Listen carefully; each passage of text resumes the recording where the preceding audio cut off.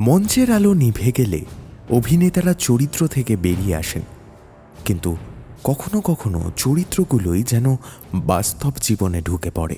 আমাদের আজকের গল্প এমন এক জগতের যেখানে করতালির আড়ালে লুকিয়ে থাকে ঈর্ষা, ভালোবাসা, অপমান আর অদৃশ্য কিছু হিসাব নিকাশ। আর সেই জগতের মাঝখানে দাঁড়িয়ে থাকে এক মানুষ, যিনি বুঝতে পারছেন কিছু একটা ঠিক নেই, কিন্তু ভয়টা কি শুধুই তার কল্পনা, নাকি সত্যি আসন্ন কোনো বিপদ ধীরে ধীরে এগিয়ে আসছে? শুনতে থাকুন আমাদের আজকের বিশেষ নিবেদন, নিহার রঞ্জন গুপ্তর অমর সৃষ্টি কিরিটি কাহিনী, সুভদ্রা হরণ।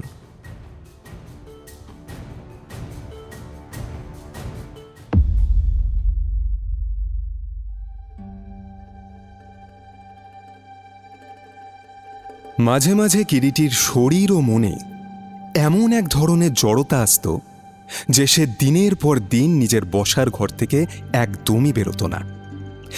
এমনকি কেউ দেখা করতে এলেও সে দেখাও করত না। তার এই ঘর কোনো ভাবটা কখনো কখনো টানা 1-1.5 মাস পর্যন্ত চলত।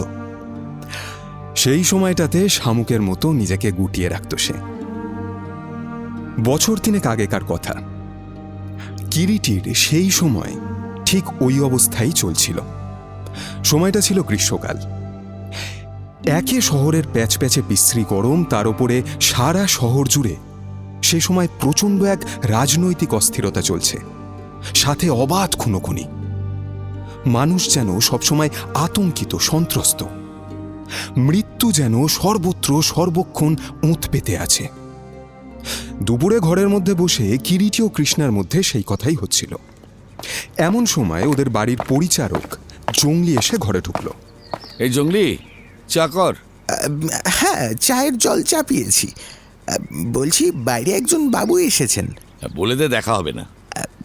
বলেছিলাম, কিন্তু বাবু শুনছেন না। বলছেন ভীষণ জরুরি দরকার তার। বলেছিস বুঝি আমি বাড়িতে আছি? হ্যাঁ, তা বলেছি। আচ্ছা, তোকে না বলে দিয়েছি কেউ এলে বলবি বাবু বাড়িতে নেই? আরে দেখোই না কে, নিশ্চয়ই খুব বিপদ, নয়তো এই প্রচণ্ড রোদে প্যাচে গরমে কেউ তোমার কাছে আসে। এই জঙ্গলি, যা তো বাবুকে এই ঘরেই পাঠিয়ে দে। কৃষ্ণার কথা শুনে জঙ্গলি সেখান থেকে চলে গেল। কিরিটি যখন আলস্য ভরে দিনের পর দিন কাটাতে থাকে, জঙ্গলির সেটা মোটেও ভালো লাগে না। কৃষ্ণা চলে যাওয়ার পরেই সিঁড়িতে সতর্ক জুতোর শব্দ পাওয়া গেল। পরক্ষণেই দরজা খুলে আগন্তুক ঘরে প্রবেশ করলেন। কিরিটি চোখ তুলে তাকালো তাঁর দিকে।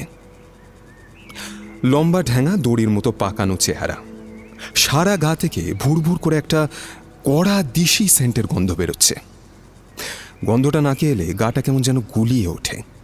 নমস্কার, আমার নাম হরিদাস সামন্ত। বসুন। আপনাকে এই সময় বিরক্ত করবার জন্য আমি সত্যি খুবই দুঃখিত রায়মশাই, কিন্তু নেহাত প্রাণের দায়ে। কিরিটি আগন্তুকের মুখের দিকে তাকিয়ে তাকে লক্ষ্য করতে লাগল। বয়স 50-এর উপরে। রগের দুপাশে চুলে পাক ধরেছে। কপালের রেখায়, চোখের কোণে, ভাঙা গালে যেন একটা অনিয়মের চিহ্ন সুস্পষ্ট।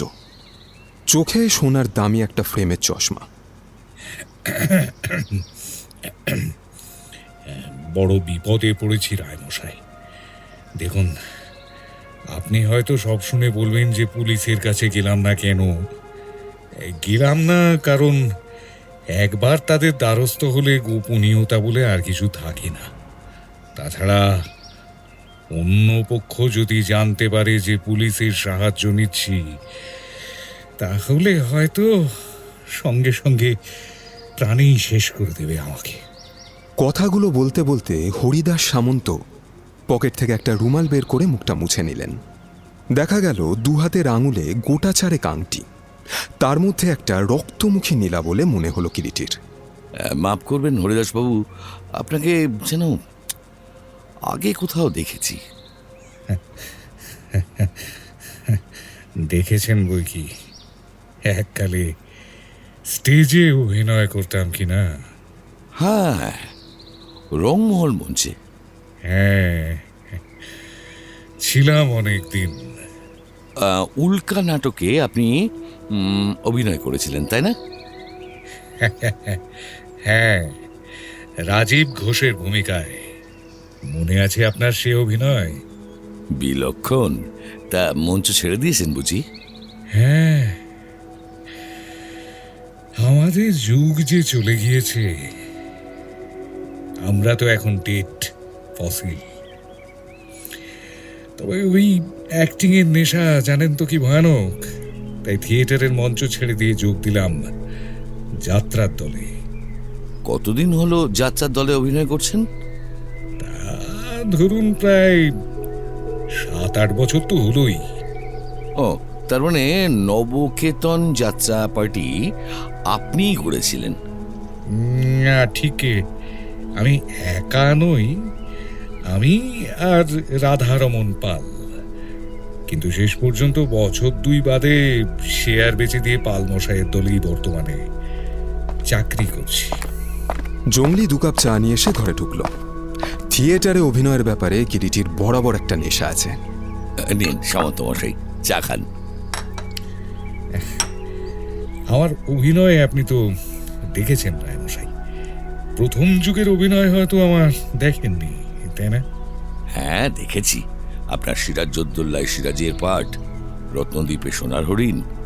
একটা চাপা দীর্ঘশ্বাস যেন হরিদাস সামন্তর বুক কাঁপিয়ে বের হয়ে এলো।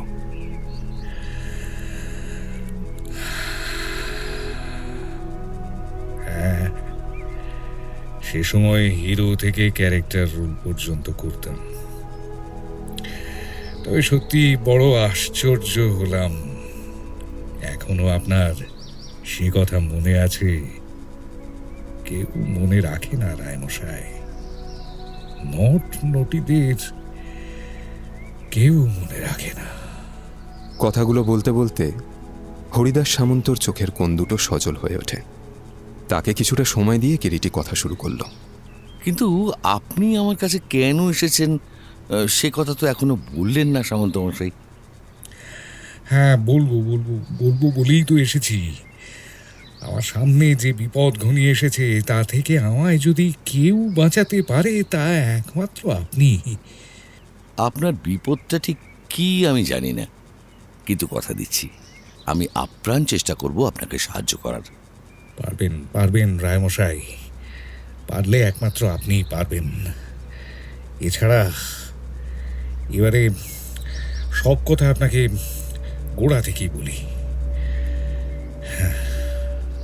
থিয়েটারে নতুন নতুন সব ছেলে ছোকরা অভিনেতাদের আগমনের সঙ্গে সঙ্গেই আমাদের মতো বয়স্ক অভিনেতাদের চাহিদা কমতে শুরু করেছিল। তারও বেশি আর একটা কারণও ছিল, নতুন অভিনেতারা সব নতুন ঢঙে অভিনয় করে যা আগের দিনের অভিনেতাদের সঙ্গে আদৌ মেলে না। পাবলিকও চায় নতুন ধরনের অভিনয় আজকাল। অবশ্যই আমার ডিমান্ড কমে যাওয়ার আরও একটা কারণ ছিল, অতিরিক্ত মদ্যপান আর শরীরের উপর নিদারুণ অত্যাচারে ক্রমশ শুকিয়ে যাচ্ছিলাম। বয়সের অনুপাতে বুড়িয়ে গিয়েছিলাম অনেক, তাই আগেই কোপ পড়ল আমার হিরোর রোলের উপর। শেষে ক্যারেক্টার রোল থেকেও ক্রমশ আমাকে সরে দাঁড়াতে হয়েছিল। শেষ পর্যন্ত একদিন যখন আমি বুঝতে পারলাম যে মঞ্চে আমার প্রয়োজন ফুরিয়ে আসছে, হয়তো শীঘ্রই একদিন নোটিশ পেতে হবে, তখন আমি নিজেই স্টেজ থেকে সরে গেলাম। এবং তার পরপরই একটা সুযোগ এসে গিয়েছিল। নিউ অপেরা যাত্রাপার্টি থেকে ডাক এলো আমার। তা মাইনেটাও মোটা রকমের, কাজেই আগত লক্ষ্মীকে সাদরে বরণ করে নিলাম। ওই সময়টায় যাত্রার দলগুলো আবার নতুন করে বাঁচবার চেষ্টা করছিল। মঞ্চের অভিনেতা অভিনেত্রীদের তারা দলে মোটা মাইনে দিয়ে টানতে শুরু করেছিল। অনেকে সেজন্য যাত্রার দলে নাম লেখাতে শুরু করে, আর সেখানেই অভিনেত্রী সুভদ্রার সঙ্গে আমার পরিচয়।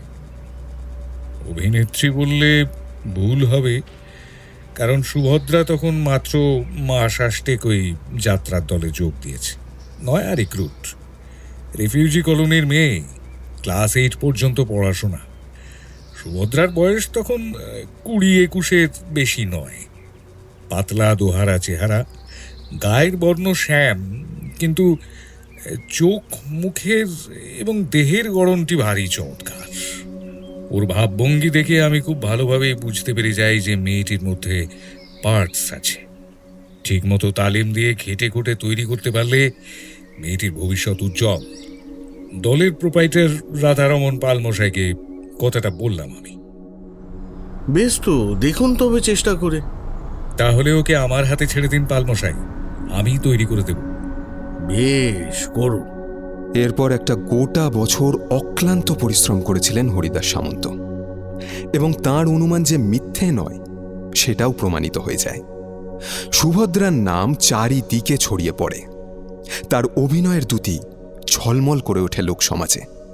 তবে অভিনয়ের তালিম দেওয়ার সঙ্গে সঙ্গে আরও একটা ব্যাপার যে তলে তলে ঘটে যাচ্ছিল, সেটা আর কেউ দলের না বুঝলেও রাধারমন পাল ভালো মতোই বুঝতে পারছিলেন।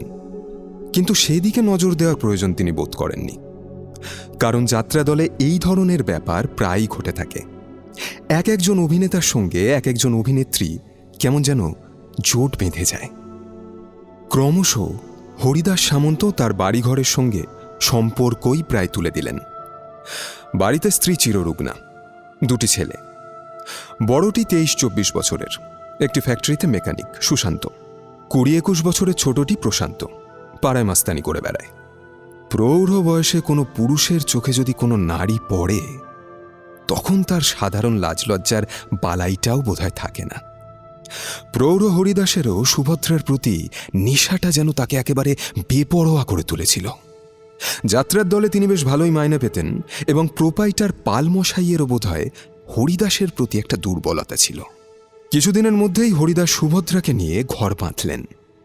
হরিদাস নেবুতলায় একটা বাসা ভাড়া নিলেন, সুভদ্রাও তাঁর সঙ্গে সেখানে থাকতে লাগল। ক্রমশ দলের মধ্যে ব্যাপারটা জানাজানি হয়ে গেল। কেউ কেউ আড়ালে মুখ টিপে হেসেছিল প্রৌঢ় হরিদাস ও যুবতী সুভদ্রার ব্যাপার স্যাপার দেখে। বছর 2 হরিদাসের বেশ আনন্দেই কেটে গেল।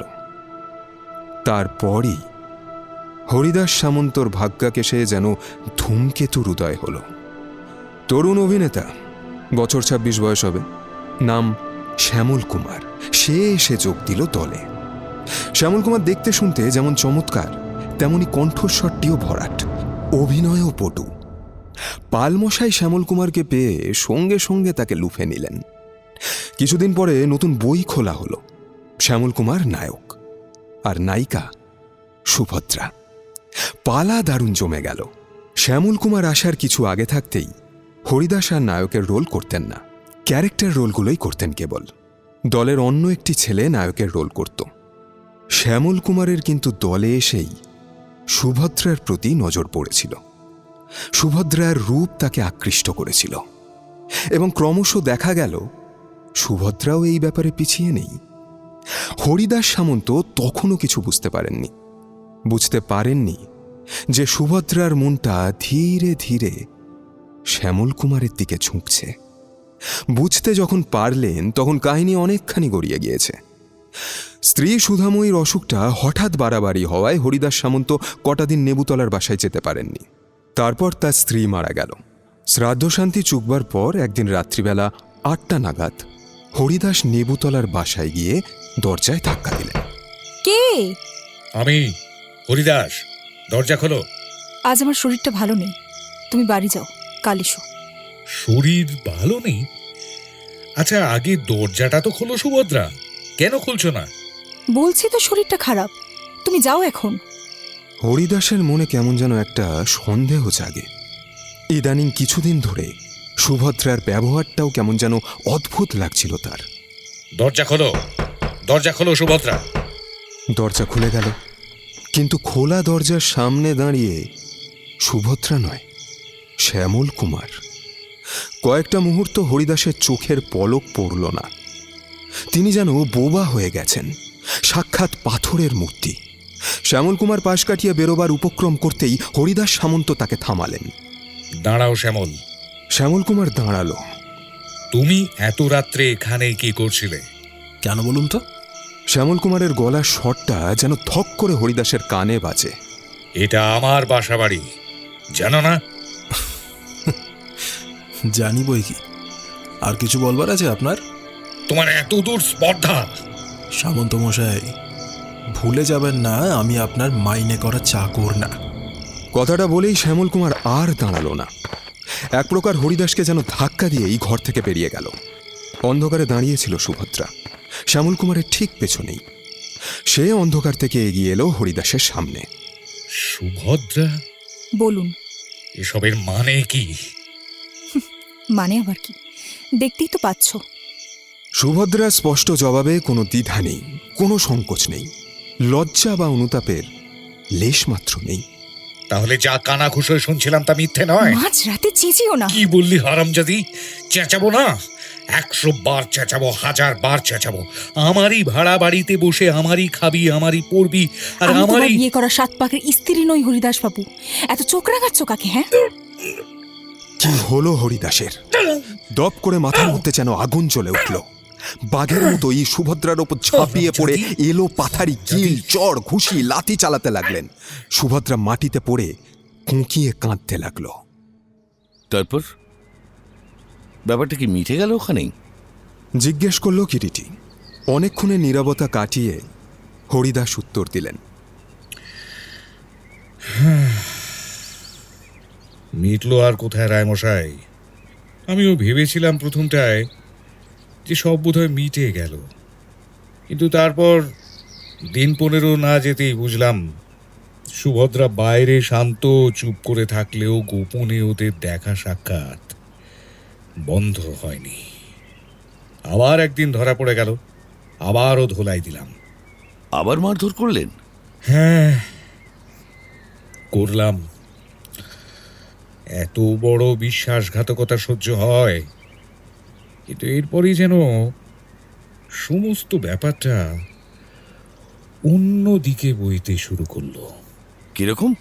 হ্যাঁ, বুঝলাম ওরা দুজনে তলে তলে আমাকে সরিয়ে দেওয়ার জন্য বদ্ধপরিকর। রায়মশাই, একটা কথা আপনাকে বলা হয়নি। শ্যামল কুমার যে নাটক লিখতে জানে আমি জানতাম না। হঠাৎ একদিন ওই ঘটনার দিন 15 পরে রাধারমণ পাল আমাকে ডেকে বললেন, সামন্ত মশাই, একটা চমৎকার পালা হাতে এসেছে। তাই নাকি? কার পালা? নতুন লেখক, সে কে জানেন নাকি? আমাদের দলের শ্যামল কুমার। হ্যাঁ, শ্যামল? বলেন কি? আগে তাই। আসলে ছেলেটার মধ্যে সত্যি একটা পার্টস আছে, বুঝলেন তো। পালাটা একেবারে চমৎকার হয়েছে। এক কামুক প্রৌঢ়ের পাঠটা একেবারে দারুণ। ঠিক করেছি সেই প্রৌঢ়ের রোলটা আপনিই করবেন। নায়িকা হবে সুভদ্রা আর নায়ক শ্যামল কুমার। কাল থেকেই রিহার্সাল শুরু করছি। গল্পটি মোটামুটি হচ্ছে, ওই প্রৌঢ়ের কাছেই থাকতো সুভদ্রা, পরে সেইখানে এলো গল্পের নায়ক জ্যোতির্ময় বলে এই ছোকরাটি। একেবারে জমজমাট। আপনি শ্যামল কুমার আর সুভদ্রা যদি 3টে রোল নেন তাহলে আর দেখতে হবে না, একেবারে বাজি মাত। তারপর তারপর রায়মশাই, আমি কি তখন আর জানি নাটকের বিষয়বস্তুটা কি? তাই স্বাভাবিকভাবেই বললাম, নাটকটা যদি ভালো হয় তাহলে করাই যায়। আরে ভালো কি বলছেন মশাই, একেবারে সত্যিকারের একখানি নাটক। এখন বলুন, কাল থেকে রিহার্সাল শুরু করবেন তো? সামনের রথযাত্রার দিন থেকেই তবে মহলা শুরু করা যাক। হ্যাঁ, নাটকের মহলা শুরু হলো।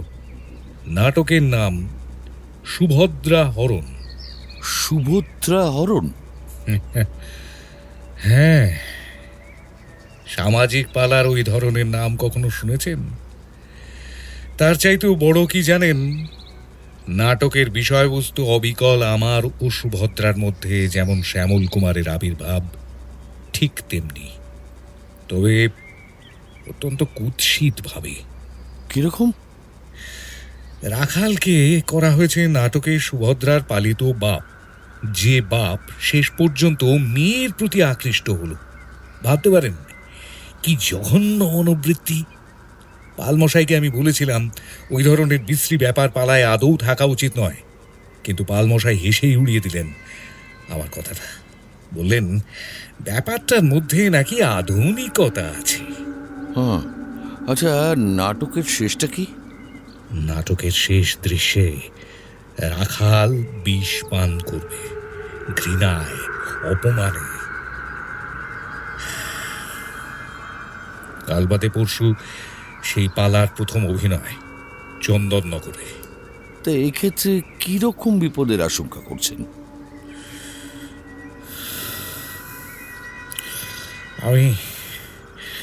আমি বুঝতে পারছি ওরা আমাকে সেই দিনই শেষ করে দেওয়ার চেষ্টা করবে। আর এমনটা ভাবার কারণ কি? কারণ ওই যে নাটকের মধ্যে বিষ প্রয়োগের ব্যাপারটা আছে, ঠিক সেইভাবেই হয়তো সত্যি সত্যি আমাকে ওরা খুন করার।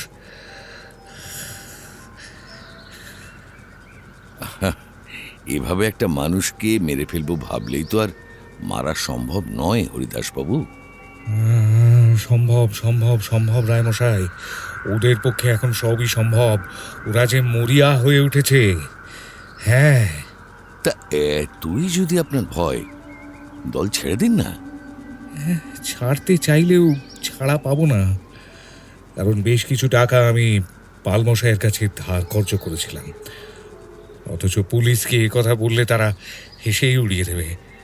তাই আপনার শরণাপন্ন হয়েছি। আমাকে আপনি বাঁচান। হ্যাঁ, এখন সুভদ্রার আপনার প্রতি মনোভাব কেমন? সে এখনো আপনার সঙ্গেই আছে তো? তা আছে, কিন্তু ওর চোখের দিকে তাকালেই বোঝা যায় তলে তলে ও ছুরি শানাচ্ছে। দেখুন, কিছু যদি মনে না করেন তো একটা কথা বলবো। হ্যাঁ, বলুন। সুভদ্রাকে আপনি ছেড়ে দিন না। সুভদ্রাকে ছাড়াও যা, মৃত্যুবরণ করাও তা। যদি সেটা পারতাম তবে আর আপনার শরণাপন্ন হব কেন? কথা বলতে বলতে হরিদাস সামন্ত পকেট থেকে 10 টাকার 10খানা নোট বের করে এগিয়ে ধরলেন।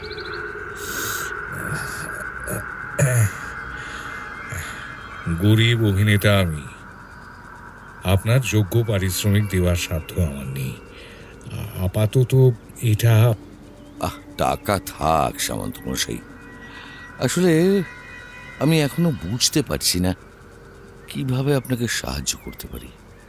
আচ্ছা, পরশু তো চন্দননগরে আপনাদের অভিনয়, তাই না? হ্যাঁ, প্রথম গাও না। আমি যাব। আপনাদের ওই গ্রিন রুমের আশেপাশেই থাকব। তবে আমাকে হয়তো চিনে ফেলবে ওই শ্যামল কুমার আর সুভদ্রা। তাই ভাবছি এক প্রৌঢ় ছদ্মবেশে আপনার বন্ধুর পরিচয় যাব।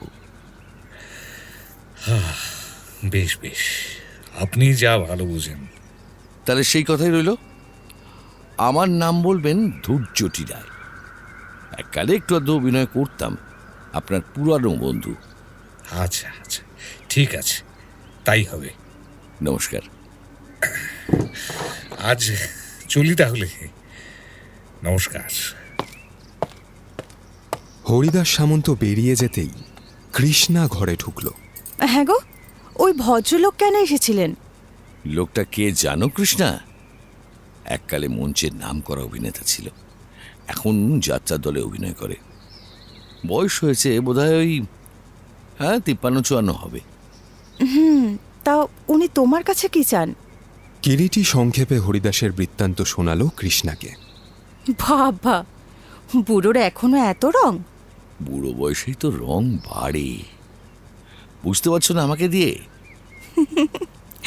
তা কিছু বুঝতে পারছি বই কি। অতএব হে নারী, সতর্ক হইও। বই গেছে আমার। বটে বটে, এত সাহস, কোনো বাধা দেবে না? যাও না, একবার চেষ্টা করে দেখো। তোমার সঙ্গে থাকার জ্বালা সইবার ক্ষমতা না এ বঙ্গদেশে কজনের আছে তা আমিও দেখব। পাচ্ছি না যে। ও হরে, কি দুঃখ! কিরিটি হরিদাস সামন্তর সঙ্গে কথা বলতে বলতেই স্থির করেছিল যে যাত্রার দলের মানুষগুলো, যারা হরিদাস সামন্তর জীবনে ঘনিষ্ঠ সঙ্গী, বিশেষ করে শ্যামল কুমার ও সুভদ্রা, তাদের সে দেখবে। ওদের অফিসে গিয়েও পরিচয় হতে পারে, কিন্তু একজন উটকো লোককে দেখলে, বিশেষ করে কোনোভাবে যদি তারা ওর পরিচয় জানতে পারে, তাহলে সতর্ক হয়ে যেতে পারে। কিরিটি তাই ঠিক করল যাত্রার আসরে যাওয়াই সব থেকে উপযুক্ত। ওখানে গিয়ে যাত্রা দেখাও হবে, লোকগুলোকেও দেখা হবে, হয়তো কোনোভাবে আলাপও হয়ে যেতে পারে। চন্দননগর শহরে এক বনেদি ধনী গৃহের বিরাট নাট্যমঞ্চে যাত্রার আসর। আজকাল টিকিট কেটে যাত্রা গান হয়, শ্রোতাও হয় প্রচুর। তাছাড়া নবকেতন যাত্রা পার্টির নাম খুব ছড়িয়েছিল এ সময়, বিশেষ করে তাদের অভিনেতা অভিনেত্রী অর্থাৎ শ্যামল কুমার ও সুভদ্রার জুটির জন্য। পালা শুরু হবে রাত 8টায়। চন্দননগর স্টেশনে সন্ধ্যের দিকে ট্রেন থেকে নামল কিরিটি। সময়টা গ্রীষ্মকাল, কিন্তু শহরের প্যাঁচপ্যাঁচে গরম এই দিকটাই নেই। কিরিটির চেহারা ও বেশভূষা দেখে তাকে কারও চিনবার জো নেই। মাথার মাঝখানে টেরি, অনেকটা সেকেলে কলকাতা শহরের বনেদি লোকেদের মতো। পরনে শান্তিপুরি মিহি ধুতি, গায়ে গিলে করা আদ্যির পাঞ্জাবি, চোখে চশমা, পুরুষ্টু একজোড়া গোঁফ মোম দেওয়া, গলায় একটি পাকানো চাদর গিঁট দেওয়া, পায়ে চকচকে পাম্পশু, হাতে বাহারি ছড়ি। এককালে এই ধরনের বাবুদের কলকাতা শহরে প্রায়ই দেখা যেত। স্টেশনের বাইরে এসে একটা সাইকেল রিক্সাওয়ালাকে জিজ্ঞাসা করাতেই কিরিটি জানতে পারল যাত্রার আসর কোথায় বসেছে। যাত্রা দেখবেন বাবু? মানে আমার এক বন্ধু ওই দলে অভিনয় করে। ওই আমি আসলে শ্রীরামপুরে থাকি, অনেক দিন তার সঙ্গে দেখা হয়নি, তাই যাচ্ছি। তার সঙ্গে দেখাও হবে, আবার ওই যাত্রা দেখাও হবে। উঠুন বাবু উঠুন, পৌঁছে দিচ্ছি। 1 টাকা ভাড়া লাগবে। তাই চলো। হ্যাঁ, ওই টাকাই পাবে। কিরিটি উঠে বসল সাইকেল রিক্সায়। রিক্সাওয়ালা একটা হিন্দি ফিল্মের গান গুনগুন করে গাইতে গাইতে রিক্সা চালাতে লাগলো। মিনিট 15 লাগলো যাত্রার আসরে পৌঁছাতে। মস্ত বড় সেকালের পুরাতন জমিদার বাড়ি, বিরাট নাট্যমঞ্চ, চারিদিক ঘিরে সেখানে আসরের ব্যবস্থা হয়েছে। গেটের সামনে সাইকেল রিক্সা থেকে নেমে কিরিটি রিক্সার ভাড়া মিটিয়ে দিয়ে ভেতরের দিকে এগোলো। অল্প বয়সী যাত্রার দলের একটি ছোকরা গেটের সামনে বসেছিল। দর্শকদের আসা তখনও ভালোভাবে শুরু হয়নি। কিরিটি সেই ছেলেটির সঙ্গেই কথা শুরু করলো। বলছিলাম কি, হরিদাসবাবুর সঙ্গে একবার দেখা হতে পারে? এখন তো তিনি গ্রিন রুমে আছেন। তা জানি, তাকে যদি একটা খবর দেন তাহলে খুব উপকার হয়। বলবেন তার পুরনো বন্ধু ধূর্যটি রায় দেখা করতে এসছেন। আসুন আমার সঙ্গে। ছেলেটি পা বাড়াতে গিয়েও কি যেন একটা মনে করে অন্য একটি ছেলেকে হাঁক দিল। এই সুবল, এই বাবুটিকে সামন্ত মশাইয়ের কাছে নিয়ে যা। সুবল একবার কিরিটির দিকে আপাদমস্তক দৃষ্টি বুলিয়ে নিল। চলুন। বিরাট নাট্যমঞ্চে কতগুলো পাশাপাশি টিনের পার্টিশন তুলে ছোট ছোট ঘরের মতো করে সাজঘরের ব্যবস্থা করা হয়েছে। তারই একটা সামনে এসে সুবল কথা বলল। যান, ভেতরে যান, সামন্তদা এই ঘরেই আছেন। কিরিটি ভিতরে প্রবেশ করল, কিন্তু ভিতরে পা ফেলেই থমকে দাঁড়ালো। ঘরের মধ্যে একটি 25-26 বছরের যুবতী। দুজনেই পেছনে ফিরেছিল বলে কিরিটিকে ওরা দেখতে পায়নি। মেয়েটি সারা দেহে যৌবনের ছাপ ফুটে উঠেছে। মেয়েটি বিশেষ লম্বা নয়, বরং একটুখানি বেঁটেই বলা যায়, কিন্তু ছিপছিপে গড়নের জন্য বেমানান দেখায় না। পরনে একটা মুর্শিদাবাদ সিল্কের শাড়ি, এক মাথা চুল এলো খোঁপা করে, খোঁপাটা পিঠের ওপর যেন ঝুলছে। মেয়েটি দাঁড়িয়ে, সামন্ত মশাইও দাঁড়িয়ে। তাঁর পরনে একটা লুঙ্গি ও আদ্যির পাঞ্জাবি। ওদের কথাবার্তা কিরিটির কানে আসছে। ডাকছো কেন? সুভদ্রা, আজ পালা শেষ হলে আমরা বেরিয়ে পড়ব, কেমন? না, আমি কাল ভোর রাত্রে ট্রেনে বর্ধমান যাব। হ্যাঁ, বর্ধমান? বর্ধমান কেন? সবই তোমাকে বলতে হবে নাকি? কেন বলবে না? সঙ্গে কি শ্যামল কুমার চলেছে বলেই? সে না হয় যাওয়ার সময় দেখতে পাবে। তুমি কি ভাবছো সুভদ্রা? আমি কিছুই বুঝি না। কি বুঝেছো শুনি? সেদিনকার মারের কথা নিশ্চয়ই এত তাড়াতাড়ি ভুলে যাওনি। হ্যাঁ, শোনো, তোমাকেও আমি আজ স্পষ্ট করে বলে দিচ্ছি, তোমার ওই নিবুতলার বাসায় আমি আর যাব না। ও, তার মানে তলে তলে বাসাও ঠিক হয়ে গিয়েছে। সুভদ্রা কোনো জবাব না দিয়েই যাওয়ার জন্য বোধহয় ঘুরে দাঁড়ালো, আর ঠিক তখনই চোখাচোখি হয়ে গেল কিরিটির সঙ্গে। কে আপনি? হরিদাস সামন্তরও দৃষ্টি ইতিমধ্যে পড়েছিল কিরিটির উপরে। কি হে সামন্ত, চিনতে পারছো? কে? এই দেখো, দুর্যোটি। আমি দুর্যোটি রায় হে। ধূর্যটি? চিনতে পারছো না? সেই যে। হরিদাস সামন্ত প্রথমটায় সত্যিই কিরিটিকে চিনতে পারেননি। কিরিটি চোখ টিপে ইশারা করায় দুদিন আগেকার সব কথা হঠাৎ মনে পড়ে গেল তার। ও হ্যাঁ হ্যাঁ হ্যাঁ হ্যাঁ হ্যাঁ, ধূর্যটি। কোথা থেকে হে? শুনলাম তুমি পাড়া গান গাইতে এসেছো, তাই ভাবলাম অনেক কাল তো দেখা সাক্ষাৎ নেই, দেখা করে যাই। খুব ভালো করেছো, খুব ভালো করেছো, খুব ভালো করেছো হে ধূর্যটি। ওফ, কতদিন পরে দেখা হলো আমাদের, কি বলো? আজকে তোমাদের পাড়া তো ওই সুভদ্রা হরণ, তাই না? হ্যাঁ, সুভদ্রা হরণ। উনিও বুঝি তোমাদের দলে অভিনয় করেন? হ্যাঁ, ওই নায়িকা, ওর নাম সুভদ্রা মণ্ডল। ইয়ে নমস্কার নমস্কার নমস্কার। কিরিটি হাত তুলে নমস্কার করতে সুভদ্রাও প্রতি নমস্কার জানায়। পাড়ার নামটির সঙ্গে আপনার নামটিও তো মানে বিলক্ষণ মিলে গেছে দেখছি। পাড়াটা কে লিখেছে সামন্ত? পৌরাণিক না, সামাজিক। সামাজিক? হ্যাঁ, দেখবেন না পালাটা, আশা রাখি ভালো লাগবে আপনার। কথাগুলো বলতে বলতে বার দুই আর চোখে হরিদাস সামন্তর দিকে তাকালো সুভদ্রা, এবং কিরিটি লক্ষ্য করল যে সুভদ্রার ঠোঁটের কোণে একটা বাঁকা হাসির চকিত বিদ্যুৎ খেলে গিয়ে সাথে সাথেই মিলিয়ে গেল। হ্যাঁ, এসেছি যখন নিশ্চয়ই দেখবো। এই সুভদ্রা, ওর জন্য এক কাপ চা পাঠিয়ে দিও। সামন্ত, শুনেছি তোমাদের এই শ্যামল কুমার নাকি অদ্ভুত অভিনয় করে। তার সঙ্গে একবারটি আলাপ হয় না? কেন হবে না? শ্যামলী তো এই নাটকের নাট্যকার। আমি এক্ষুনি শ্যামলকে ডেকে আনছি। খুশিতে ডগমগ হয়ে সুভদ্রা লঘু পদে ঘর থেকে বেরিয়ে গেল। সুভদ্রার পদশব্দ বাইরে মিলিয়ে যেতেই কিরিটি হরিদাস সামন্তর দিকে ফিরে দাঁড়ালো। এই তবে আপনার সুভদ্রা?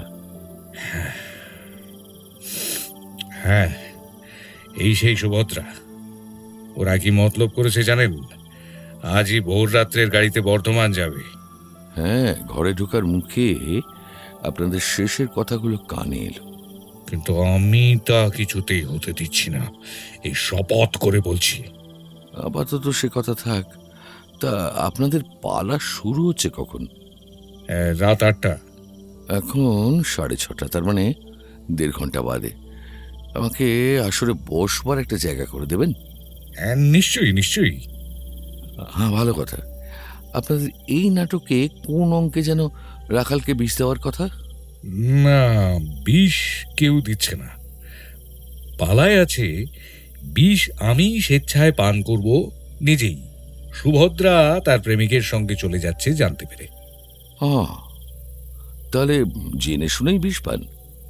আচ্ছা, দৃশ্যটা কিরকম হবে বলুন তো? আমি একটা গ্লাস হাতে আসরে যাব, যাতে বিষ রয়েছে। আসরে দাঁড়িয়ে দাঁড়িয়ে পান করব বিষটা, তারপর গ্লাসটা ছুঁড়ে ফেলে দিয়ে টলতে টলতে বের হয়ে আসবো আসর থেকে, এইরকম। তাহলে আসরের মধ্যে পতন ও মৃত্যু নয়? না না না, নেপথ্যে। তাহলে আর আপনার এত ভয় কেন? মানে? গ্লাস তো আপনি নিয়ে যাবেন নিজের হাতে করে। না, সুভদ্রাকে ডেকে বলবো গ্লাসটা নিয়ে আসতে, আর সেই এনে দেবে। তাই নাকি? এই যে দেখছি। কিরিটির কথা শেষ হলো না। সুভদ্রা ও শ্যামল কুমার এসে সাজঘরে ঢুকল। সুভদ্রার হাতে 1 কাপ চা। কিরিটি দেখল শ্যামল কুমারের বয়স 28-29-এর বেশিই হবে। যেমন নায়কোচিত দেহের গঠন, তেমনি সুন্দর স্বাস্থ্য। দেহবর্ণ কালো রং, আর তাতেই দেখতে সুন্দর লাগছে তাকে, যাকে বলে সত্যিকারের সুপুরুষ। সুভদ্রা হাসতে হাসতে এগিয়ে এসে কিরিটির দিকে চায়ের কাপটা এগিয়ে দিল। এই নিন চা। আর ইনি আমাদের শ্যামল কুমার, নাটকটি এনারই লেখা। বাবা বাবা বাবা বাবা, আপনি তবে নাট্যকার। তাই বুঝি আপনার মানে প্রথম নাটক? আগে এটি আমার প্রথম রচনা। শুনলাম আপনি সামন্তবাবুর বন্ধু, আজ আমাদের নাটকটা দেখে যান না। এসেছি তখন দেখে যাব বই কি, কিন্তু নাটকের অমন একটা অদ্ভুত পৌরাণিক প্যাটার্নের নাম কেন রাখলেন মানে শ্যামলবাবু? নাটকটা না দেখলে বুঝতে পারবেন না, আগে দেখুন, তারপরে আপনার সঙ্গে আলোচনা করব। আচ্ছা, এখন চলি তাহলে। প্রথম দৃশ্যেই আমার আর সুভদ্রায় প্রবেশ আছে। এসো শুভা। সুভদ্রাকে সঙ্গে নিয়ে শ্যামল কুমার ঘর থেকে বেরিয়ে গেল। কিরিটি গোড়া থেকেই লক্ষ্য করছিল শ্যামল কুমার আর সুভদ্রার দিকে জ্বলন্ত অগ্নিদৃষ্টি দিয়ে তাকিয়েছিলেন হরিদাস সামন্ত। মনে হচ্ছিল এক্ষুনি ওদের ওপর ঝাঁপিয়ে পড়ে দুজনের টুঁটি ছিঁড়ে ফেলবেন। ওরা ঘর থেকে বেরোতেই হরিদাস সামন্ত যেন ফেটে পড়লেন। দেখলেন তো সচক্ষে রায়মশাই, এরপরেও বলবেন ওরা তলে তলে আমাকে মেরে ফেলার পরিকল্পনা করছে না? ও কি সাংঘাতিক শয়তানি ওই মেয়ে ছেলেটা। উত্তেজিত হবেন না। ওরা যদি আপনাকে সরানোর ফোন দিয়ে এটে থাকে, তাহলে রাগারাগি করে চেঁচামেচি করে নিজের অস্থিরতা প্রকাশ করলে ওদের সুবিধেই হবে। পারছি না, এত অত্যাচার আমি আর সহ্য করতে পারছি না। তাছাড়া আপনাকে তো এখনো একটা কথা বলাই হয়নি। আজ আবার ওই রাস্কেলটার সঙ্গে দুপুরে আমার একজোট হয়ে গিয়েছে। আশা করি বুঝতেই পারছেন, ওই নচ্ছার শ্যামল কুমারের কথা বলছি। জানেন, ও আমাকে আলটিমেটাম দিয়ে দিয়েছে আজ। আলটিমেটাম? হ্যাঁ, দুপুরের ট্রেনে আসতে আসতে শ্যামল কুমার আমাকে বলেছে ওদের পথ থেকে যদি আমি না সরে দাঁড়াই তো ওরাই আমাকে সরাবার ব্যবস্থা করবে। তাই নাকি? হ্যাঁ, কথাটা কয়েকদিন আগেও শ্যামল কুমার আমাকে একবার বলেছিল। আপনার কি মনে হয় এই ষড়যন্ত্রের মধ্যে সুভদ্রাও আছে? নিশ্চয়ই আছে। কিরিটি মনে মনে কিসব ভাবছিল। ঠিক এমন সময় বাইরে পালা শুরু হওয়ার প্রথম বেল পড়ল। প্রথম বেল পড়লো। প্রথম দৃশ্যের শেষের দিকে আমার অ্যাপিয়ারেন্স আছে। হ্যাঁ, আপনি প্রস্তুত হয়ে নিন, আর আমাকে বসবার একটা জায়গা করে দিন একেবারে সামনের হতে, যাতে ওদের দুজনকে আরো ভালো করে দেখতে পারি, নাটকটা ভালো করে শুনতেও পারি। ঠিক আছে, চলুন, আপনাকে বসিয়ে দিয়ে এসে আমি মেকআপে বসবো। আসুন। গম গম করছিল যাত্রার আসর। দর্শক আসনে লোকজন ঠাসাঠাসি করে বসে, তিল ধারণেরও জায়গা নেই। হরিদাস সামন্ত রাধারমণ পালকে বলে প্রথম সারিতে কিরিটিকে বসিয়ে দিয়ে গেলেন। কিছুক্ষণ পর পালা শুরু হলো। কিরিটি তন্ময় হয়ে ডুবে গেল পালাটায়। নাটক বেশ লাগে কিরিটির। এই নাটকটিও দিব্য। শ্যামল কুমার চমৎকার লিখেছেন পালাখানি। কে বলবে এটি তার প্রথম লেখা? আরও আশ্চর্য লাগছিল কিরিটির, হরিদাস সামন্তর কাছে কয়েকদিন আগে শোনা তাঁর জীবন কাহিনী যেন নাটকের কাহিনীর মধ্যে ওতপ্রোতভাবে জড়িত আছে। এক বৃদ্ধের এক তরুণীর প্রতি আকর্ষণ, যে আকর্ষণের টানে সে তার নিজের সংসারকে ভাসিয়ে দিল। অথচ ওই বৃদ্ধ তরুণীটির সম্পর্কে পালিত পিতার মতোই। এমন সময় নাটকে শুরু হলো ওদের সংসারে এক তরুণকে নিয়ে সংঘাত। শেষ পর্যন্ত পালিত পিতার নিজের বিকৃত বাসনার জন্য মেয়েটির প্রতি জেগে ওঠে এক গভীর অনুশোচনা, যার ফলে সে স্থির করে স্বেচ্ছায় ওদের পথ থেকে সরে দাঁড়াবে। সে বিষ পান করে মৃত্যুকে আলিঙ্গন করে নিয়ে বিষ জোগাড় করে নিয়ে এলো বৃদ্ধ। জলের পাত্রের মধ্যে ঢেলে দিল সেটি, যে জলটি তাকে এনে দিয়েছিল মেয়েটি। অতঃপর সেই জল পান করা মাত্রই মৃত্যু। ক্রমশ নাটকে সেই দৃশ্য এলো। সুভদ্রা অর্থাৎ নাটকের নায়িকা কোথায় যেন বের হয়েছিল। অনেক রাত্রে ফিরে এসে দেখে সেই বৃদ্ধ ঘরের মধ্যে একাকী বসে আছে। পাশের ঘরে খাবার ঢাকা দিয়ে রেখে গিয়েছিলাম, খেয়েছো? আজ আর কিছু খাবো না সুভদ্রা। খাবি না? না, শুধু এক গ্লাস জল খাবো।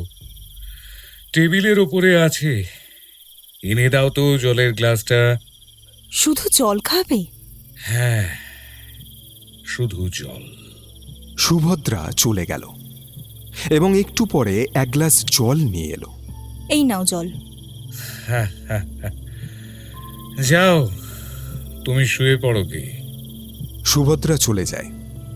নিজের হাতে বিষ মিশ্রিত সেই জল পানের আগে বৃদ্ধের সংলাপ শুরু হলো।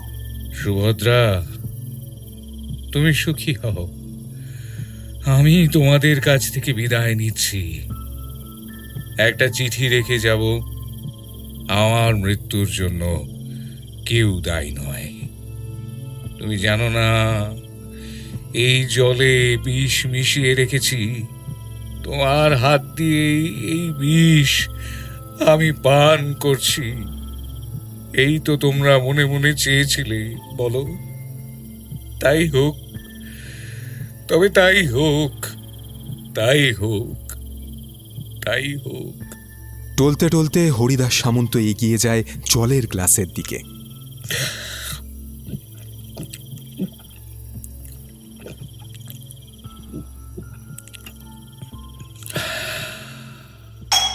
জলটুকু পান করে গ্লাসটাকে ফেলে দিয়ে তারপর প্রস্থান করে আসর থেকে। এই পালার শেষ দৃশ্য। রাখালবেশী হরিদাসের প্রস্থানের পরই সুভদ্রা আর নায়কের প্রবেশ। সুভদ্রা, বলো জ্যোতির্ময়। আর এই খাঁচার মধ্যে বন্দী হয়ে থাকতে পারছি না, দম বন্ধ হয়ে আসছে আমার। আমারও। আমি ঠিক করেছি আজ রাতে আমরা পালাবো। এভাবে তোমাকে অপহরণ করে চোরের মতো রাতের অন্ধকারে পালানোর ইচ্ছে আমার ছিল না, কিন্তু সামনে দিয়ে গেলে ওই বৃদ্ধ মনে মনে নিদারুণ আঘাত পাবে। সুখের ঘর ভাঙতে চলেছি তার, কারোর মনে দুঃখ দেব না। সুভদ্রা, ভালো করে শেষবারের মতো ভেবে দেখো, তোমার মনে কোনো চিন্তা বা সংকোচ নেই তো? এতটুকুও না। ওর কুৎসিত দৃষ্টি আমাকে লোভের মতো সর্বক্ষণ লেহন করছে, অথচ ও আমার পালিত বাপ। মুক্তি চাই, আমি মুক্তি চাই। চলো তবে। এরপর দুজনে হাত ধরাধরি করে আসর থেকে বের হওয়ার উপক্রম করবে যখন, তখন বাড়ির ভৃত্য এসে বলবে, দিদিমণি, বাবু শীঘ্রই চলুন, কর্তাবাবু বোধহয় মারা গেছেন। কিন্তু ভৃত্য আর আসে না, আসে না, আসে না, এখনো আসে না। ওরাও নাটকের এর পরের সংলাপগুলো বলতে পারে না। ভৃত্য আসার প্রবেশ পথের দিকে বারবার তাকাতে থাকে ওরা। কিরিটি সামনে বসেই শুনতে পায় ওরা ভীষণ নিচু স্বরে নিজেদের মধ্যে কথা বলছে। কি ব্যাপার, চাকরটা আসছে না কেন? আরও সময় গেল। 2 মিনিট, 4 মিনিট, 5 মিনিট। ভৃত্য আসরে আর আসে না। সুভদ্রা, শ্যামল কুমার পরস্পরের মুখের দিকে সপ্রশ্ন দৃষ্টিতে চেয়ে।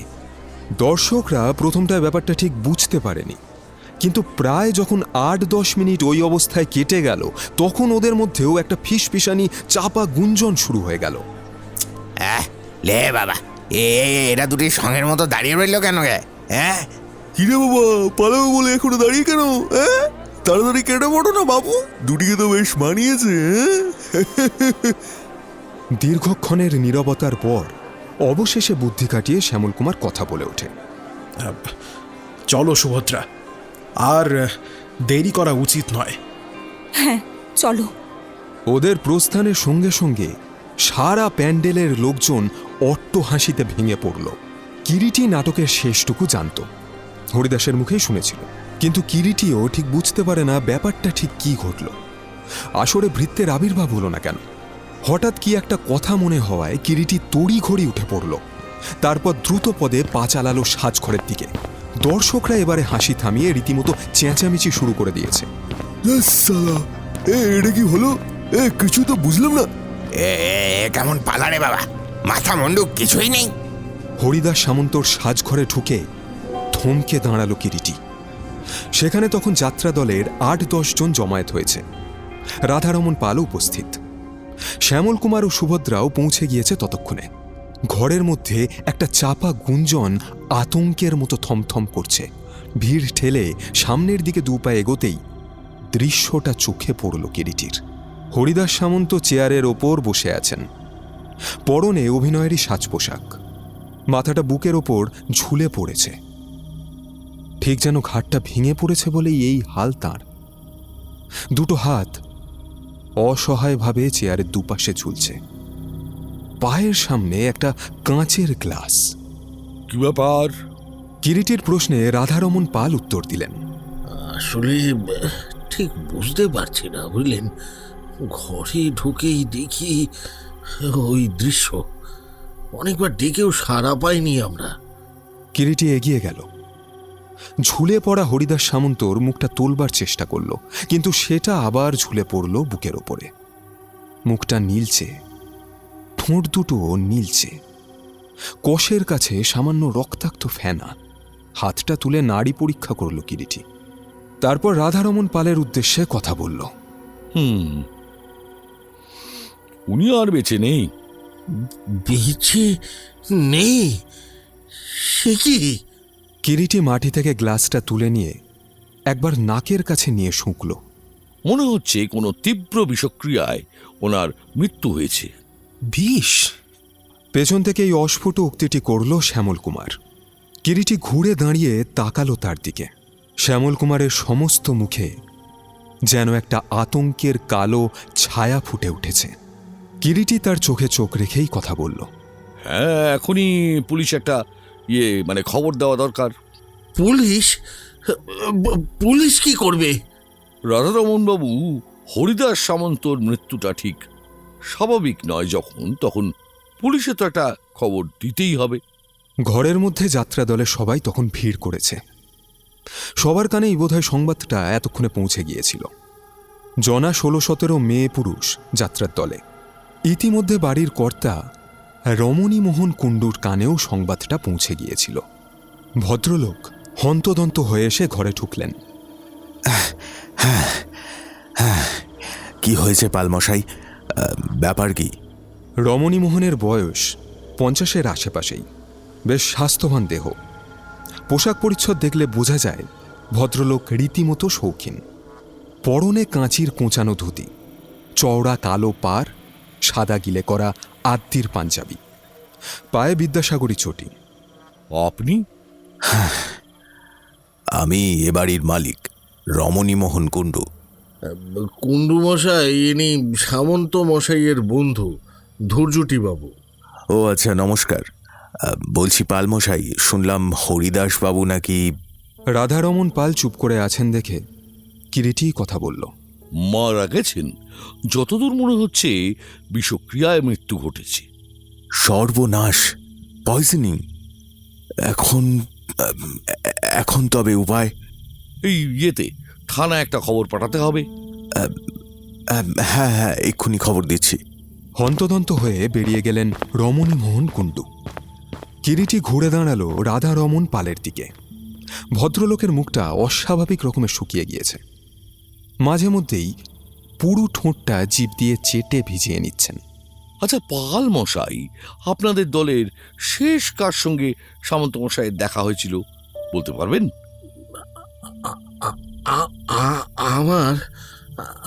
আমার সঙ্গে মানে পালা শুরু হওয়ার পর থেকে তো আমি আর এখানে আসিনি।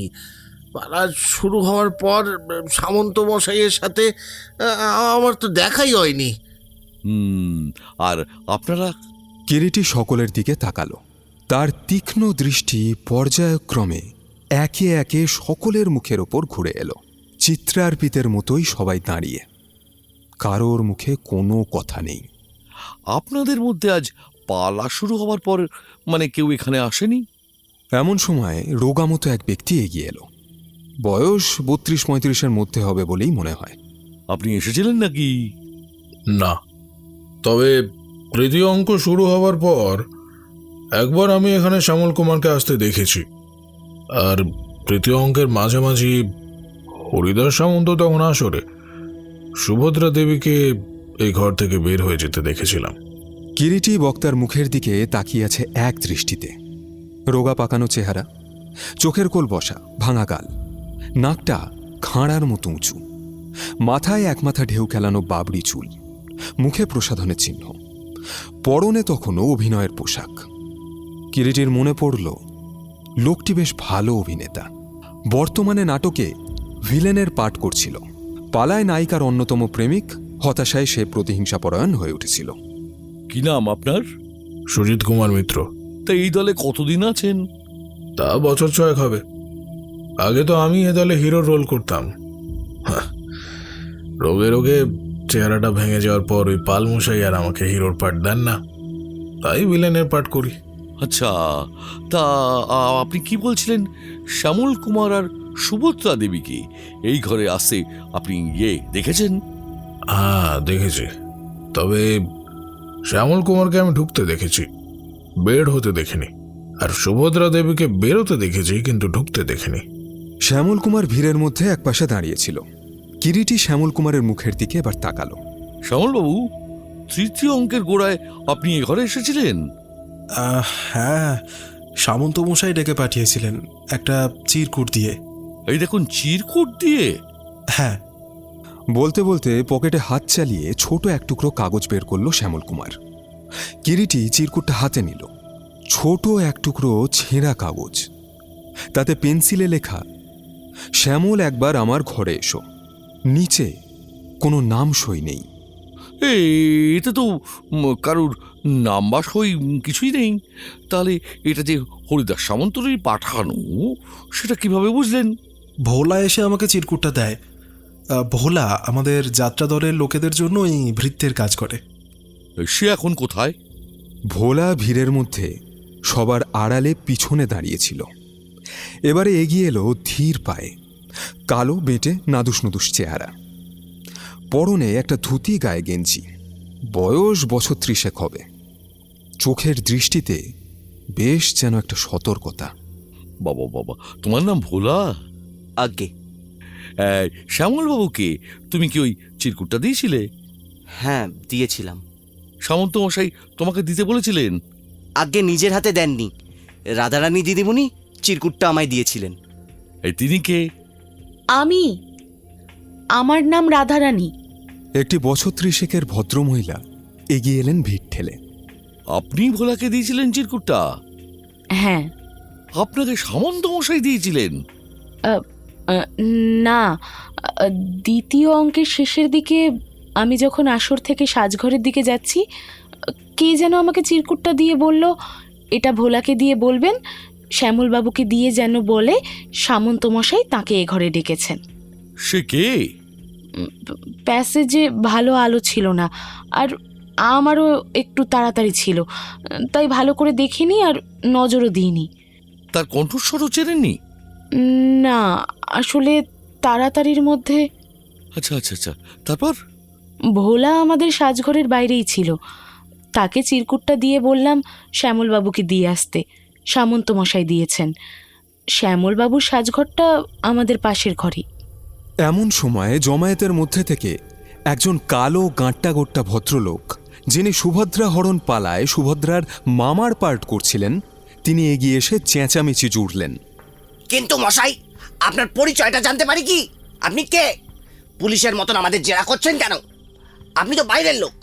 পুলিশকে আসতে দিন, তাদের কাজ তারাই করবে। রাধারমণ পাল তাড়াতাড়ি কথা বলে ওঠেন। দোলগোবিন্দবাবু, উনি হরিদাস সামন্তর বন্ধু। বন্ধু তো কি হয়েছে? আমরা যাকে চিনি না, জানি না, তার এত সব প্রশ্নের উত্তর আমি দেব কেন? তর্কাতর্কি হয়তো আরও বেড়ে যেত, কিন্তু ঠিক সেই সময় স্থানীয় থানার অফিসার ইনচার্জ মনীষ চক্রবর্তী হন্তদন্ত হয়ে এসে ঘরে ঢুকলেন। তার পিছনে পিছনে রমণীমোহন কুণ্ডু। মনীষ চক্রবর্তীর বয়স 40-এর ওপর, রীতিমতো পালোয়ানের মতো চেহারা, পাকানো একজোড়া গোঁফ, থুতনিতে চুটুক দাঁড়ি, পরনে পুলিশের ইউনিফর্ম। ডেড বডিটা কোথায়? ওই যে ওই যে। মনীষ চক্রবর্তী এগিয়ে গিয়ে ডেড বডির সামনে দাঁড়ালেন। নানা ভঙ্গিতে দেখলেন, দূর থেকে, সামনে থেকে, কখনো আবার ঝুঁকে পড়ে, কখনো সামান্য একটুখানি হেলে দাঁড়িয়ে। কখন মারা গিয়েছে? কখন ব্যাপারটা আপনারা জানতে পেরেছেন? কথাগুলো বলে পর্যায়ক্রমে মনীষ চক্রবর্তী ঘরের মধ্যে উপস্থিত সকলের দিকে তাকালেন। সবাই চুপ, কারোর মুখে কোনো কথা নেই। কি হলো কি? সবাই আপনারা ডেড অ্যান্ড ডাম স্কুলের ছাত্র হয়ে গেলেন নাকি? শুনতে পাচ্ছেন না আমার প্রশ্নটা, না জবাব দিতে পারছেন না? তবু কারোর মুখে কোনো শব্দ নেই, সবাই বোবা পুতুলের মতো দাঁড়িয়ে। ওইভাবে ধমক দিয়ে কি ওদের কারো মুখে কোনো কথা বের করতে পারবেন অফিসার? এক এক করে আলাদা আলাদাভাবে জিজ্ঞাসা করুন। আশা করি বুঝতে পারছেন ঘটনার আকস্মিকতায় এনারা সবাই কি বলে ঘাবড়ে গিয়েছেন। কিরিটির দিকে তাকালেন মনীশ চক্রবর্তী। বার কয়েক যেন তাঁর তীক্ষ্ণ দৃষ্টি দিয়ে কিরিটিকে জরিপ করে নিলেন। আপনার নাম? আগে উনি সামন্ত মশাই, হরিদাস সামন্তর বন্ধু। I see. তা উনিও কি যাত্রা দলের? না, উনি এসেছিলেন বন্ধুর সাথে দেখা করতে, তারপর পালাও শুনেছিলেন। অফিসার, আপনার সঙ্গে আমার কিছু কথা ছিল। কি কথা? আগে সকলকে ঘর থেকে বেরোতে বলুন, তারপর বলছি। মনীশ চক্রবর্তী ভ্রু কুঁচকে কি যেন ভাবলেন, তারপর সকলের দিকে তাকিয়ে বললেন, আপনারা সবাই একটু বাইরে যান। সকলে যেন হাঁপ ছেড়ে বাঁচল। ঘর থেকে সবাই বের হয়ে গেল। কি বলছিলেন বলুন। আজকে এখানে যা ঘটল তার একটা ভূমিকা আছে মিস্টার চক্রবর্তী। মানে? কিরিটি তখন তার কাছে হরিদাস সামন্তর যাওয়া থেকে আজকের সমস্ত ঘটনা সংক্ষেপে জানিয়ে দিল। মানুষগুলোকে সচক্ষে দেখার জন্য, বোঝার জন্য আজ আমি এখানে এসেছিলাম, তবে ভাবতে পারিনি এমন একটা দুর্ঘটনা সত্যিই ঘটে যাবে। মশাই এত কথা বলছেন, কিন্তু এখনো আপনার আসল পরিচয়টাই তো আমি পাইনি। আপনি কে বলুন তো? আমি কিরিটি রায়। হ্যাঁ, কিরিটি রায়? ইউ মিন গোয়েন্দা কিরিটি রায়? আরে হ্যাঁ হ্যাঁ, আপনার নামটা আমি দু একবার শুনেছি বটে। হ্যাঁ, তবে আমি ঠিক গোয়েন্দা নই। আপনি গোয়েন্দা নন মানে? আসলে রহস্যের সন্ধান করে আমি বিশেষ আনন্দ পাই, বলতে পারেন ওটা আমার একটা নেশা। বাবা, নেশাটা তো দেখছি ভারী জব্ব রকমের মশাই। তা আপনি এ ব্যাপারে কি মনে করেন শুনি। ইন্সপেক্টর মনীশ চক্রবর্তীর কথায় যে স্পষ্টই একটা তাচ্ছিল্য লুকিয়ে আছে, কিরিটির তা বুঝতে বাকি রইল না। আমি আর কি বলবো মিস্টার চক্রবর্তী, আপনি যখন এসেই পড়েছেন তখন আপনার কি আর কিছু জানতে বা বুঝতে বাকি থাকবে? কিরিটির তোষামোদে মনীশ চক্রবর্তী একটু যেন প্রসন্নই হলেন। এখন কিরিটিকে খুব একটা অর্বাচীন বলে আর মনে হয় না তার। না না, তবু আপনি তো প্রথম থেকেই এখানে উপস্থিত ছিলেন। সত্যি কি আপনার এটাকে মার্ডার বলেই মনে হয়? সত্যি কি লোকটাকে বিষ দিয়ে হত্যা করা হয়েছে বলে আপনি মনে করেন কিরিটি বাবু? এত তাড়াতাড়ি কিছু বলা যায় না। আপনি বলুন না মিস্টার চক্রবর্তী, আপনার তো এই লাইনে প্রচুর অভিজ্ঞতা আছে। তা ঠিক, তবে জবাববন্দি না নিয়ে কিছু বলতে পারছি না। তবে যা মনে হচ্ছে ওই শ্যামল কুমার আর সুভদ্রা দুজনেই এর মধ্যে আছে। বুঝলেন মিস্টার রায়, আপনার সব কথা শোনার পর মনে হচ্ছে ব্যাপারটা সম্পূর্ণ স্ত্রীলোক ঘটিত ঈর্ষা, আর সেই ঈর্ষা থেকেই হত্যা। হ্যাঁ, অসম্ভব কিছু নয়। তাহলে এবার সকলের জবানবন্দি নেওয়া যাক নাকি? বেশ তো, নিন না। তবে আপনি যদি অনুমতি দেন তো এই ঘরে আমি থাকতে চাই জবানবন্দি নেওয়ার সময়। আরে না না, আপনি থাকুন, আপত্তির আর কি আছে এতে? অনেক ধন্যবাদ। আপনাদের কাছে কত কিছু শিখবার আছে বলুন তো। কেমন করে আপনারা জবানবন্দি নেন, কিভাবে তদন্ত করেন, এইসব জানার ইচ্ছে আছে আমার। বেশ বেশ, কিউরিওসিটি থাকা ভালো, ওদের জ্ঞান বৃদ্ধি পায়। হ্যাঁ, আপনাদের বর্তমান ডিআইজি মিস্টার মল্লিকও তাই বলেন। হ্যাঁ, মিস্টার মল্লিক? ওকে চেনেন নাকি আপনি? হ্যাঁ, সুকান্ত মল্লিক আমার বিশেষ বন্ধু। আমাদের বড় সাহেব আপনার বন্ধু? তা এ কথাটা আপনি এতক্ষণ বলবেন না? না না না না, আপনার কাছে কি সে কথা বলতে পারি? হ্যাঁ মা, কেন পারবেন না? 1000 বার পারবেন। আপনি দাঁড়িয়ে কেন? আরে বসুন বসুন। মনীশ চক্রবর্তীর কণ্ঠস্বর ও চেহারা সম্পূর্ণ পাল্টে গেছে মুহূর্তেই। ভদ্রলোক যেন এখন এক অন্য মানুষ। এই, কুণ্ডু মশাই, কুণ্ডু মশাই! গৃহকর্তা রমণীমোহন কুণ্ডু হন্তদন্ত হয়ে এসে ঘরে ঢুকলেন। কিছু বলছিলেন স্যার? আরে ওনার বসবার জন্য একটা চেয়ার এনে দিন। আর হ্যাঁ, রাধারমণ পালকে এই ঘরে পাঠিয়ে দিন সত্তর।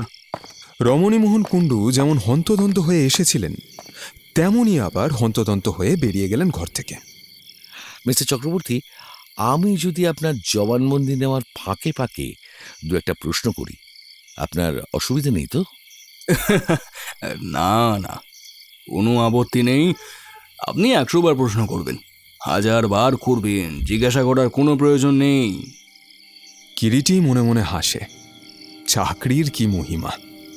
আইজি সুকান্ত মল্লিকের সঙ্গে আলাপ আছে শুনেই মনীশ চক্রবর্তী একেবারে যেন দাসানুদাস হয়ে গেলেন। প্রথম জবানবন্দি নেওয়া হচ্ছিল দলের অধিকারী রাধারমণ পালের। মনীশ চক্রবর্তী তার প্রশ্নগুলি করার পর কিরিটি মুখ খুলল। পালমশাই, শুনেছি হরিদাস সামন্ত একসময় আপনার পার্টনার ছিলেন, তাই না? হ্যাঁ, ঠিকই শুনেছে। তা তিনি পার্টনারশিপ ছেড়ে দিলেন কেন? আপনি তো মশাই তার বন্ধু ছিলেন, জানেন না তার চরিত্রের কথা? দীর্ঘদিন দেখা সাক্ষাৎ ছিল না, ওই তাই আর কি, না? ওর দুটি বিশেষ ব্যাধি ছিল। এক হলো মদ্যপান আর স্ত্রীলোকের প্রতি দুর্বলতা, আর মারাত্মক রকমের বিশ্রী দুর্বলতা, যাকে বলে 1 নম্বরের লম্পট। ওই দুটি রোগী ওর সর্বনাশ ডেকে আনে। হয়তো লোকটার অভিনয় প্রতিভা যেমন ছিল, তেমনি অন্যদিকে সৎও ছিল, কিন্তু এই মদ আর মেয়ে মানুষ ওকে একেবারে শেষ করে দিল। আপনি ভাবুন না, সুভদ্রা মেয়েটা তো ওর মেয়ের বয়সী, তার সাথে কিনা। থাক ওসব কথা। আচ্ছা, সবার আগে তাহলে হরিদাস সামন্তর মৃতদেহ আপনিই আবিষ্কার করেন, তাই তো? হ্যাঁ। এই ঘরে কেন আসেন? উনি ডেকে পাঠিয়েছিলেন? না, আসলে কিছু টাকা চেয়েছিলেন উনি, সেই টাকা দিতে এসেই তো। আপনি ঘরে ঢুকে দেখলেন ওইভাবে বসে আছেন, তাই তো? হ্যাঁ, প্রথমটায় বুঝতেই পারিনি, তারপর তো। আচ্ছা, নাটকের শেষ দৃশ্য ছিল ভৃত্য গিয়ে আসরে খবর দেবে কর্তাবাবুর মৃত্যু হয়েছে। এই ভৃত্য কে এসেছিল? ভৃত্যের ভূমিকাটা যার ছিল সে আজ আসেনি, তাই দোল গোবিন্দবাবুকেই বলেছিলাম। দ্বিতীয় অঙ্কের পর তো তার আর কোনো পার্ট ছিল না, তাই বলেছিলাম সেই যেন ভৃত্যের মেকআপ নিয়ে আসরে গিয়ে কথাগুলো বলে আসে। কিন্তু তিনি তো যাননি। যাননি? সে কি, দোল গোবিন্দবাবু যাননি? কিরিটি অতঃপর দৃশ্যের শেষ ব্যাপারটা খুলে বলল। রাধারমণ পাল কিছুটা বিরক্ত মুখেই বললেন, দাঁড়ান তো, দোল গোবিন্দবাবুকে ডাকি একবার। ব্যস্ত হবেন না, কথাটা পরে জিজ্ঞাসা করলেও চলবে। এবার আমার পরে প্রশ্ন, এই মৃত্যুর ব্যাপারে আপনার দলের কি কাউকে সন্দেহ হয়? সন্দেহ? কাকে সন্দেহ করব? না না, আমার দলের মধ্যে কেউ এমন কাজ করতেই পারে না। তাছাড়া সামন্ত মশাইকে দলের সকলেই শ্রদ্ধা করত, ভালোবাসত, ভক্তি করত। আর শ্যামল কুমার? আগে আপনাদের শ্যামল কুমার কি হরিদাস সামন্তকে শ্রদ্ধা ভক্তি করতেন? তার সঙ্গে তো শুনলাম সুভদ্রা বলে আপনার দলের মেয়েটিকে নিয়ে রীতিমতো একটা রেষারেষি চলছিল ইদানিং। ইন্সপেক্টর মনীশ চক্রবর্তী আচমকা প্রশ্নটা করতেই কিছুটা থতমত খেতে দেখা গেল রাধারমণ পালকে। পরক্ষণেই নিজেকে সামলে নিলেন। না না, রেষারেষি আবার কি? সামন্ত মশাই অপ্রসন্ন ছিলেন বটে, কিন্তু আমি তাকে বুঝিয়ে দিয়েছিলাম সুভদ্রা সেরকম মেয়ে নয়, নিশ্চয়ই উনি ভুল বুঝছেন।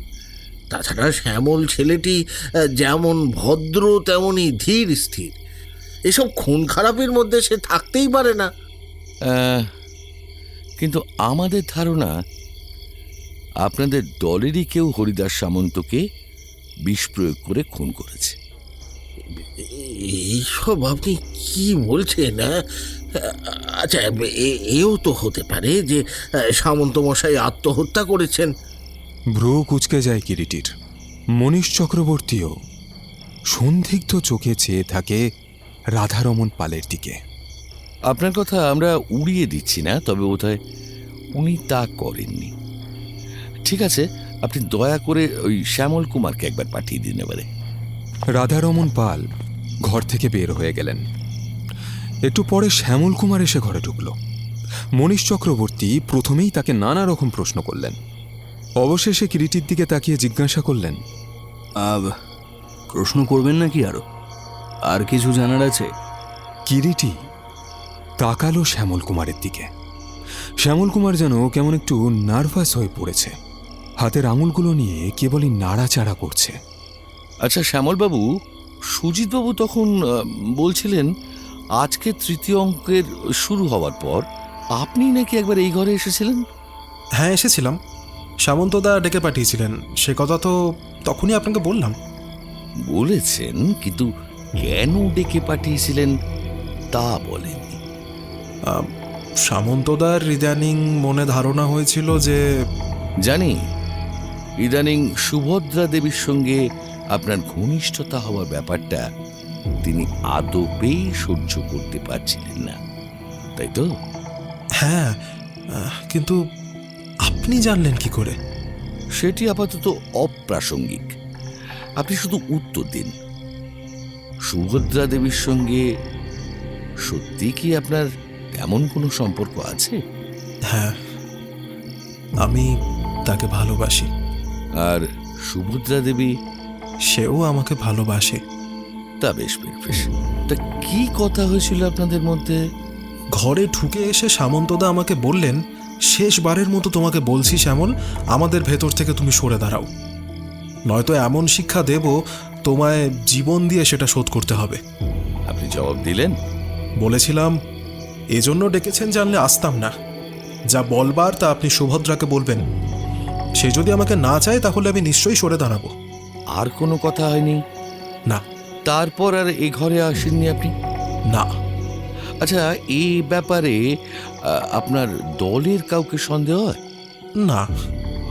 দলের মধ্যে কারোর সাথে হরিদাসবাবুর কোনো মনোমালিন্য বা ঝগড়াঝাটি কখনো হয়েছে বলে জানেন? সুজিতের সঙ্গে তো ওর খিটিমিটি লেগেই ছিল। তাই নাকি? কেন তা জানি না, তবে এককালে শুনেছি সুজিতের অবস্থা নাকি খুব ভালো ছিল, কিন্তু ওই রেস খেলে মদ খেয়ে সব খুইয়েছে। তাছাড়া শুনেছি সুভদ্রাকে ওই দলে এনেছিল। একসময় সুভদ্রার সঙ্গে ওর যথেষ্ট ঘনিষ্ঠতাও ছিল। সামন্তদা আসার পর থেকেই সামন্তদার সঙ্গে ভিড়ে গিয়েছিল সুভদ্রা। আচ্ছা, সুভদ্রাকে আপনার কি রকম মনে হয়? খুব ভালো মেয়ে। আজ পালা শেষ হওয়ার পর রাত্রে সুভদ্রা বলেছিল বর্ধমান যাবে। আপনি জানেন সে কথা? হ্যাঁ, ও আমাকে বলেছিল। আপনারও কি সঙ্গে যাবার কথা ছিল নাকি? না। কেন যাবে বলেছিল সেটা জানেন কি? তার এক মাসি বর্ধমানে থাকে, ওনার ভারী অসুখ, তাই বলেছিল দেখতে যাবে। আপনাকে সঙ্গে যেতে বলেননি? বলেছিল, কিন্তু আমি যেতে রাজি হইনি। ঠিক আছে, আপনি যান। অনুগ্রহ করে একবার ওই সুজিত বাবুকে পাঠিয়ে দিন এবারে। শ্যামল কুমার চলে গেল।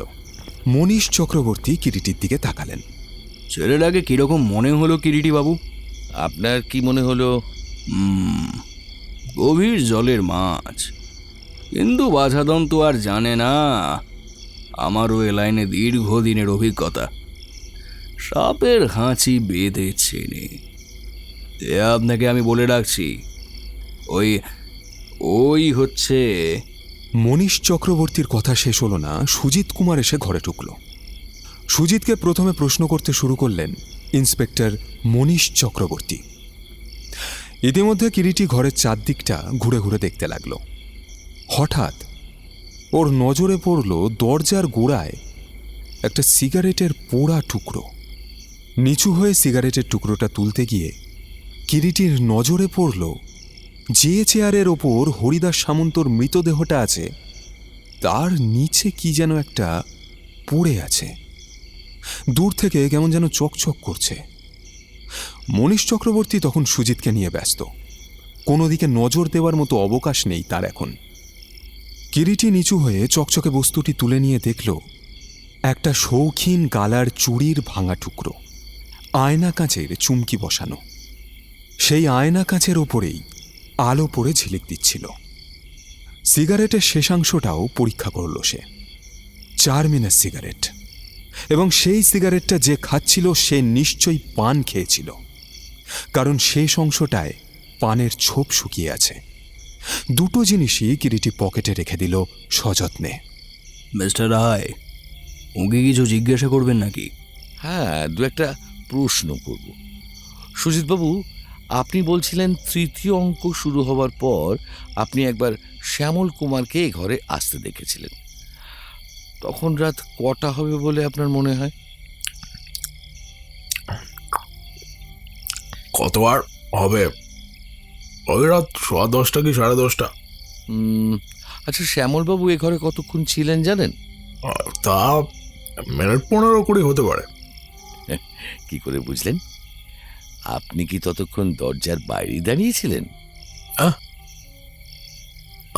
তা কেন,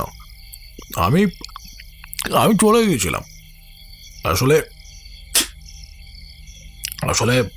মিনিট 15-20 বাদে এদিকে আসছিলাম, তখন তাকে বেরোতে দেখেছিলাম এই ঘর থেকে। হ্যাঁ, ও তা ওদের মধ্যে কি কথাবার্তা হয়েছিল বলতে পারেন?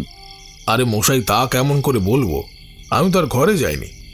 তা ঠিক, তবে এমন তো হতেই পারে দরজার বাইরে দাঁড়িয়ে হয়তো তাদের দু একটা কথা আপনার কানে এসেছে। দেখুন মশাই, আমার আড়ি পাতা অভ্যেস নেই।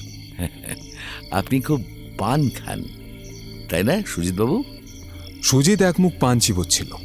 দোক্তা সিক্ত লালচে এবড়ো খেবড়ো দুপাটি দাঁত বের করে সুজিত হাসল। হ্যাঁ, এটা প্রায় সারাক্ষণই বলতে পারেন। আসলে পান আর দোক্তা না হলে আমার ঠিক চলে না, বুঝলেন কিনা। আর কোনো কিছুর প্রতি আসক্তি নেই আপনার? আসক্তি তো অনেক কিছুর ওপরেই ছিল মশাই, কিন্তু একে একে সব ছেড়েছি। মদ্যপান করেন না? এক সময় করতাম, বুঝলেন। এখন পেলে করি, না পেলে করি না। ওই পরের পয়সায় পেলে, বুঝলেন কিনা। পানের রসে রাঙানো লালচে দাঁতগুলো বের করে হাসল সুজিত। হঠাৎ করে কিরিটির গাটা যেন কেমন খিনখিন করে ওঠে, তবুও নিজেকে নিয়ন্ত্রণ করে নিল সে। আর সিগারেট? না না, পানের সঙ্গে ওটা ঠিক জমে না। তবে মিথ্যে বলবো না, খাই, মানে ধূমপানে অভ্যস্ত আমি। হ্যাঁ, কি ব্র্যান্ড খান? যা পাই। আপনার পকেটে সিগারেটের প্যাকেট আছে? আছে, কেন? সুজিত পকেটে হাত চালিয়ে একটা দুমড়ানো সিগারেটের অর্ধেক খালি প্যাকেট বের করল। কিরিটি সিগারেটের প্যাকেটটা দেখে আবার ফিরিয়ে দিল তাকে। সুজিতবাবু, হরিদাস সামন্ত পান খেতেন? পান? ঠিক ঠিক বলেছেন, পান। তবে খেত না, করতেন, বড় বেশি পান করতেন, বুঝলেন কিনা। আর সিগারেট? তাও খেতেন। কি ব্র্যান্ড খেতেন বলতে পারেন? কেন পারবো না, 4 মিনার। আচ্ছা, এই শ্যামল কুমার লোকটি কেমন? আর বলবেন না মশাই, ছুঁচো। মানে? মানে বুঝলেন না, মানে ছুঁচো যেমন সর্বদা ছোঁক করে না, ওনার অভ্যেসটি অমনি। কিরকম? কিসের জন্য ছোঁক করতেন? আরে এখনো বুঝলেন না মশাই, মেয়ে মানুষের জন্য ছোঁক স্বভাব। এই দলের কোনো মেয়ের প্রতি তার দুর্বলতা ছিল নাকি? আরে কি বলছেন মশাই, হরিদাস সামন্ত তো আপনার বন্ধু, শোনেননি তার কাছে কিছু? তার স্ত্রী লোকটির ওপরেই যে নজর ছিল ওই শ্যামল কুমারের। তাই নাকি? তা সুজিতবাবু, হরিদাস সামন্তর সঙ্গে শ্যামল কুমারের কিরকম মানে সদ্ভাব ছিল বলতে পারেন? ওই সাপে নেউলে সম্পর্ক যেমন ঠিক তেমন সম্পর্ক ছিলই বলতে পারেন, বুঝলেন। আসলে সামন্ত মশাইয়ের মেয়ে মানুষ ছিল সুভদ্রা। এই শ্যামল কুমার এসে সেই মেয়ে মানুষটিকে হাতিয়ে নিয়েছিল, তার ফলে যা হবার তাই হয়েছে। আচ্ছা, শ্যামল কুমার আসার আগে এ দলে বোধহয় ওই হিরোর পাঠ আপনি করতেন, তাই না? করতাম তো, আর এখনো করতে পারি। দেখুন, শুধু তো মাকাল ফলের মতো চেহারা হলে হয় না মশাই। অভিনয় বস্তুটি হচ্ছে একটা আর্ট। গড় গড় করে তোতা পাখির মতো খানিকটা সেখানে বুলি আউড়ে গেলে সেটা অ্যাক্টিং হয় না, বুঝলেন। আর ওই শ্যামল সালাই অভিনয়ের কি বোঝে? সরি, দুঃখিত। আসলে পালমশাই আর কি আর সেসব খেয়াল আছে? আপনার অভিনয় কিন্তু আজ আমার সত্যি চমৎকার লেগেছে। লেগেছে? লাগতেই হবে। আমার মনে হচ্ছে আপনি আমার মতোই অভিনয় রসিক মানুষ, তাই বুঝেছেন। হরিদাস সামন্ত কেমন অভিনয় করতেন? হ্যাঁ, এতকাল ভালো অভিনয় করতো, কিন্তু ওই যে বললুম, ওই দুই মহাব্যাধি মদ আর মেয়ে ছেলে, বুঝলেন, ওতেই সব শেষ, সর্বনাশ, ফুল ফিনিশ। তার মানে আপনি বলতে চান মেয়ে মানুষের জন্যই ও প্রাণটা গেল, তাই তো? নির্ঘাত। আর ওই মেয়ে মানুষটি আমাদের সুভদ্রা দেবী। সাক্ষাৎ কাল লাগেনি মশাই, বুঝলেন। যে কন্যার সংস্পর্শে বিষ, সেই তো প্রাণঘাতিনী বিষ কন্যা। সুজিতবাবু, এবারে সত্যি করে বলুন তো, আজ অভিনয় শুরু হওয়ার পর একবারও কি এই ঘরে আপনি আসেননি? হ্যাঁ, কই না। মনে করে আবার ভালো করে ভেবে বলুন তো। আরে ভাবা ভাবির কি আছে মশাই, বললাম তো আসেনি। কিন্তু আমি যদি বলি আজ অভিনয় শুরুর পরে এই ঘরে আপনি এসেছিলেন, সুজিতবাবু, আমার হাতে প্রমাণ আছে আপনি এই ঘরে এসেছিলেন। হ্যাঁ, কি বলছেন আপনি মশাই? হ্যাঁ, প্রমাণ? প্রমাণ কই? কিরিটির মনে হলো গলাটা হঠাৎ যেন বসে গেছে সুজিত কুমারের। কিরিটি বুঝতে পারে তার ছোড়া তীরটা মোক্ষমভাবে লক্ষ্যভেদ করেছে। সাঁড়াশির অগ্রভাগের মতো তাকে আরও চেপে ধরে কিরিটি। অস্বীকার করে লাভ নেই, বলুন কেন এসেছিলেন? দেখুন, আমি আসিনি। আপনার জামার পকেটে ওটা কি উঁচু হয়ে আছে? কই দেখি, বার করুন তো। এটা হাফ পাইপ বোতল। সুজিত পকেট থেকে একটা কালো চ্যাপটা মতো হাফ পাই বিলিতি মদের বোতল বের করলো। বোতলটা বের করুন, কি আছে ওতে? কি মুশকিল, হুইস্কি। দিশি না বিলিতি? দেশি। বোতল তো দেখছি অর্ধেকের বেশি খালি। এটা কি পরশমেয় পদি নাকি? মানে কেউ কি দিয়েছে? হ্যাঁ, দিয়েছে। তাতে কি? তা কে দিল? আরে ওই পালমশাই। আসলে ওই অভিনয় রাত্রে, বিশেষ করে অভিনয় করার সময় মাঝে মধ্যে এটা না পেটে পড়লে ঠিক অভিনয়টা করতে পারি না, বুঝলেন। তাই পালমশাই অভিনয় রাত্রে একটা করে বোতল আমায় দিয়ে থাকেন। কিরিটি কিছুক্ষণ এক দৃষ্টিতে চেয়ে রইল সুজিত কুমারের দিকে। আচ্ছা, আমি কি এবারে যেতে পারি? হ্যাঁ, কিন্তু বোতলটা আমার চাই। দিন। বোতল চাই মানে? হ্যাঁ, দিন। সুজিত বোতলটা বের করে কিরিটির হাতে তুলে দিয়ে ঘর ছেড়ে বেরিয়ে গেল। কিরিটি বোতলটা চোখের সামনে তুলে ধরে দেখল, আর তারপর সেটা সামনের টেবিলের ওপর রেখে দিল। মনীশ চক্রবর্তী প্রশ্ন করলেন, ও কি সত্যিই আজ রাত্রে এই ঘরে এসেছিল বলে আপনার মনে হয়? মনে হয় না যে এসেছিল, কিন্তু একটা ব্যাপারে কেমন যেন খটকা লাগছে। কি বলুন তো?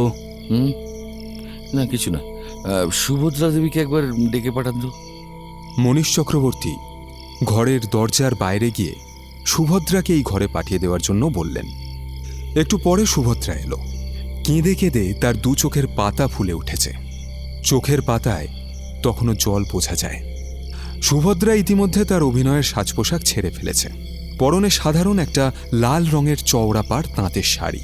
কিরিটি লক্ষ্য করল মুখের প্রসাধনও ইতিমধ্যে তুলে ফেলেছে সুভদ্রা। মনীশ চক্রবর্তী প্রথমে তার প্রচলিত ভঙ্গিতে প্রশ্ন শুরু করলেন, আপনি সুভদ্রা দেবী?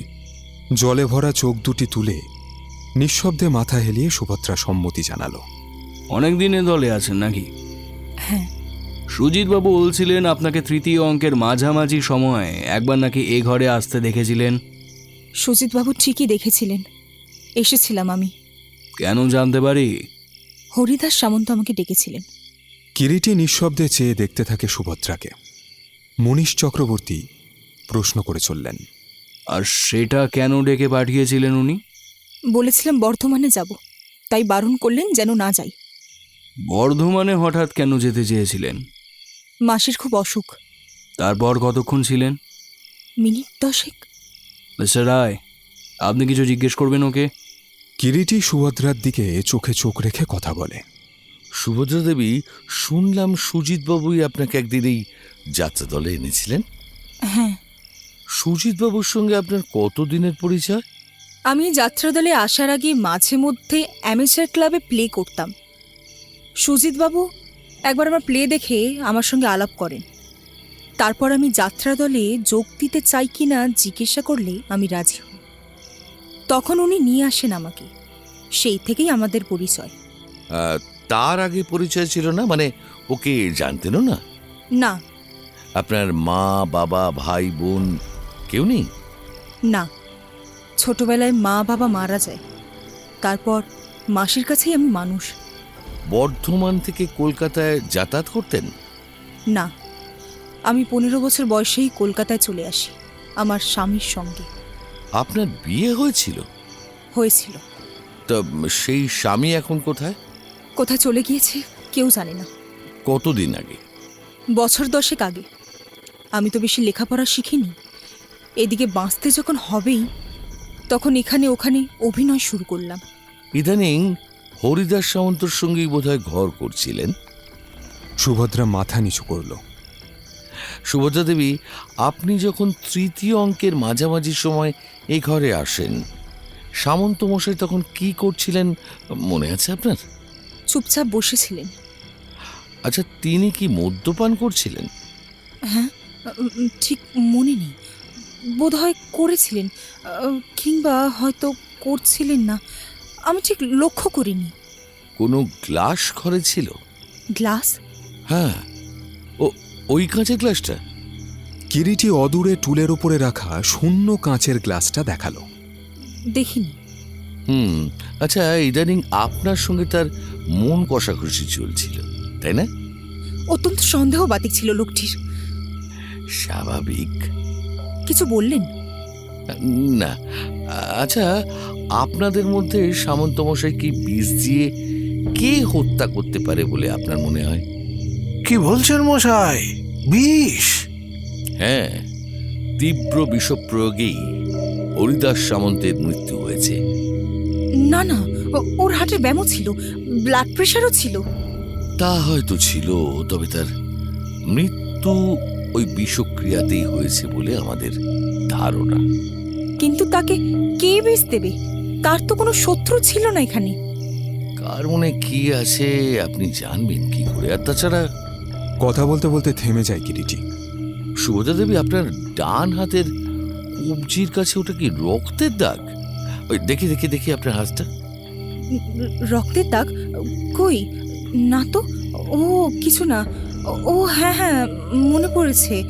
সন্ধ্যের সময় সাজঘরের টিনের পার্টিশনের একটা পেরেকে হাতটা কেটে গিয়েছিল কবজির কাছে।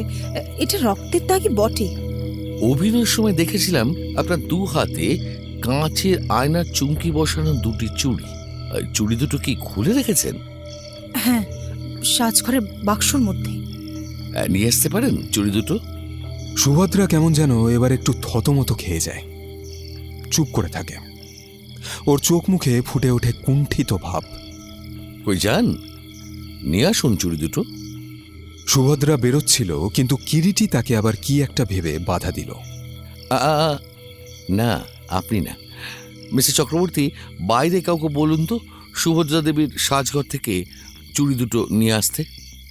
মনীশ চক্রবর্তী বের হয়ে গেলেন। ঘরে এখন সুভদ্রা একা। সুভদ্রা যেন বেশ একটু বিব্রতই বোধ করে, অথচ মুখে সেটা প্রকাশ না করলেও কিরিটির তা বুঝতে অসুবিধা হয় না। সুভদ্রা দেবী, আমার নামটা বোধহয় আপনি জানেন না? আপনার নাম? সামন্ত মশাই তো বলেছিলেন আপনার নাম ধূর্চটি রায়। ওটা তো আমার আসল নাম নয়, ছদ্মনাম বলতে পারেন। ছদ্মনাম? হ্যাঁ, ছদ্মনাম, বিশেষ প্রয়োজনে ব্যবহৃত একটি নাম। আচ্ছা, আপনি কিরিটি রায় নামটা কখনো শুনেছেন? কিরিটি রায়? আপনি কি তবে সেই বিখ্যাত রহস্য অনুসন্ধানী? হ্যাঁ, আমি সেই কিরিটি রায়। সামন্ত মশাইয়ের বন্ধু আমি কোনো দিনই ছিলাম না, তার সঙ্গে পরিচয় মাত্র আমার কয়েকদিন আগে। এবং আপনার একটা কথা জানার খুব দরকার, জানেন? তিনি মৃত্যু আশঙ্কা করছিলেন বলেই আমার শরণাপন্ন হয়েছিলেন। মৃত্যু আশঙ্কা? হ্যাঁ, তার ধারণা হয়েছিল তাকে হত্যা করা হবে। কে কাকে হত্যা করবে? কেউ যে তাকে খুন করেছে সে তো দেখতেই পাচ্ছেন। এবং এই কথাও সত্যি, আপনারা যারা আজ রাত্রে এখানে উপস্থিত হয়েছেন তাদের মধ্যে কেউ একজন এই ঘটনাটি ঘটিয়েছে। কে কে কাজ করলো? আপনি অনুমান করুন, হরিদাস সামন্তের খুনি কে? এমন সময় মনীশ চক্রবর্তী পুনরায় এসে ঘরে ঢুকলেন, হাতে তাঁর একটি গালার চুড়ি। কি ইন্সপেক্টর, একটি পেয়েছেন, জোড়ার অন্যটি পাননি, তাই তো? হ্যাঁ, একটাই পেলাম। জানতাম পাবেন না। সুভদ্রা দেবী, জোড়ার অন্য চুড়িটা কোথায় গেল? জানি না, ওখানেই তো খুলে রেখেছিলাম। না, রাখেননি। রাখেনি? কি বলছেন আপনি? ঠিকই বলছি, কারণ অন্যটা ভেঙে গিয়েছে। তৃতীয় অঙ্ক শুরু হওয়ার পরেই কোনো এক সময় ভেঙে গিয়েছিল। আমার স্পষ্ট মনে আছে, তৃতীয় অঙ্কের মাঝামাঝি সময় আপনার হাতে আপনার চুড়ি ছিল। তা কি করে ভাঙলো? সুভদ্রা চুপ, বোবা, বিমূঢ়। জবাব দিন, ভাঙলো কি করে? মনে পড়েছে, এই ঘর থেকে বেরোবার সময় দরজায় ধাক্কা লেগে ছুরিটা ভেঙে গিয়েছিল। মিথ্যে বলছেন আপনি, যেমন একটু আগে বলছিলেন পেরেকে হাত কেটেছেন। না, আমি মিথ্যে কথা বলছি না। তার মানে আপনি বলছেন আপনি সত্যি কথা বলছেন। তাহলে আর একটা সত্যি বলুন তো, আপনি সন্তান সম্ভবা, তাই না? মাথাটা আবার নিচু করল সুভদ্রা। তবুও উত্তরটা বুঝতে অসুবিধা হয় না। কিরিটি কিছুটা সময় দিয়ে ফের প্রশ্ন করে, কার সন্তান আপনার গর্ভে? হরিদাস সামন্তর। তিনি জানতেন কথাটা? জানতেন। Very strange. কিছুটা অস্ফুট স্বরেই কথাটা বলে কিরিটি, তারপর সুভদ্রার দিকে ফিরে তাকায়। আপনি যেতে পারেন। আর হ্যাঁ, পাল মশাইকে এ ঘরে একবার পাঠিয়ে দেবেন অনুগ্রহ করে।